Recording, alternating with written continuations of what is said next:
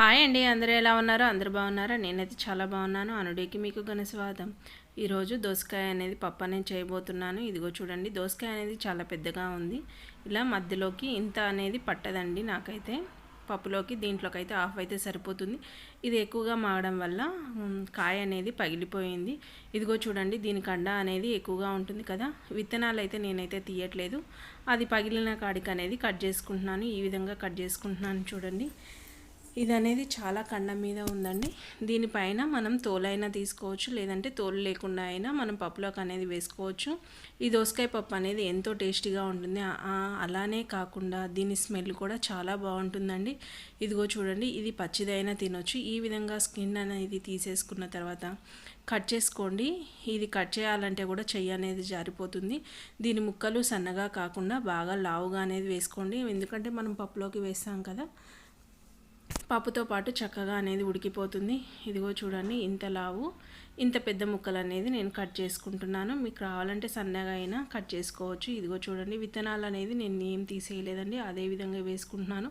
ఈ టమాటాలు లేకపోతే మాత్రం నా బుర్ర ఏ మాత్రం పని చేయదండి. టమాటాలు మాత్రం కంపల్సరీగా వేసుకుంటాను. అలాగే కడిగి పెట్టుకున్న పప్పు అనేది పొయ్యి మీద పెట్టేసుకున్నాను. కొద్దిసేపు ఉడికిన తర్వాత ఈ దోసకాయ ముక్కలు అనేది ఈ విధంగా వేసేసుకుంటున్నాను. చింతపండు వేసుకోకుండా నేను టమాటా అనేది వేసుకున్నాను. కొంచెం మెంతి పసుపు వేసుకుంటున్నాను.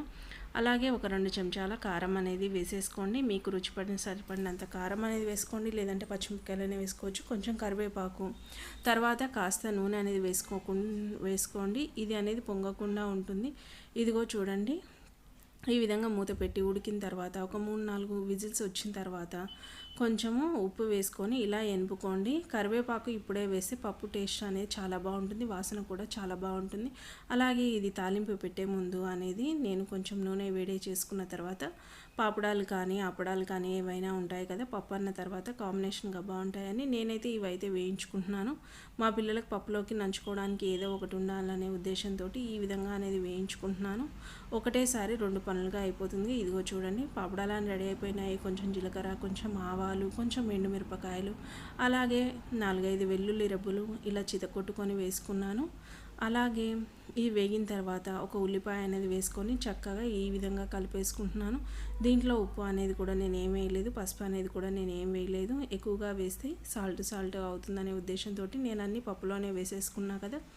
ఈ విధంగా వేగిన తర్వాత కొంచెము ఇంగువ అనేది వేసుకోండి. ఇంగువ వేస్తే ఫ్లేవర్ అనేది చాలా బాగుంటుంది. అంతేనండి, ఒక దెబ్బకి 2 బిట్టలు అన్నట్లు. మనం పోపు పెట్టుకునేలోపు వడియాలకు కూడా వేయించుకున్నాం కదా, మళ్ళీ సపరేట్ లేకుండా.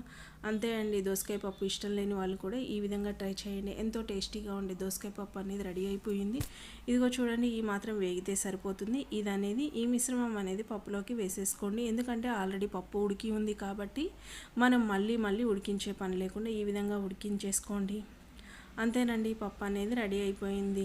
దోసకాయ పప్పు ఎంతో సూపర్ టేస్టీగా ఉంటుంది. ఎప్పుడైనా ట్రై చేయండి. ట్రై చేస్తే మాత్రం కంపల్సరీ కామెంట్ అనేది చేయండి. నేను అప్పడాలు అనేది వేయించుకున్నాను కదా, మా పిల్లలు తింటామంటే కొంచెం ఉప్పు వేయకుండా కారం అనేది వేస్తున్నామండి. ఇలా వేసుకొని తినడం వల్ల కారంగా ఉంటుంది. పిల్లలు ఎంతో ఇష్టపడుతూ ఉంటారు. మా బాబు చేతికి వేళ్ళకి ఇలా పెడుతున్నాను, వాడు నములుకుంటూ తింటూ ఉంటాడని. ఇదిగో చూడండి, ఫింగర్స్కి అనేవి పెట్టుకున్నాను కదా, వాళ్ళు అనేది చక్కగా తినేస్తూ ఉంటారు. పిల్లలతోటి అప్పుడప్పుడు ఇలా టైం స్పెండ్ చేస్తే వాళ్ళకి మెమరబుల్గా ఉంటుంది.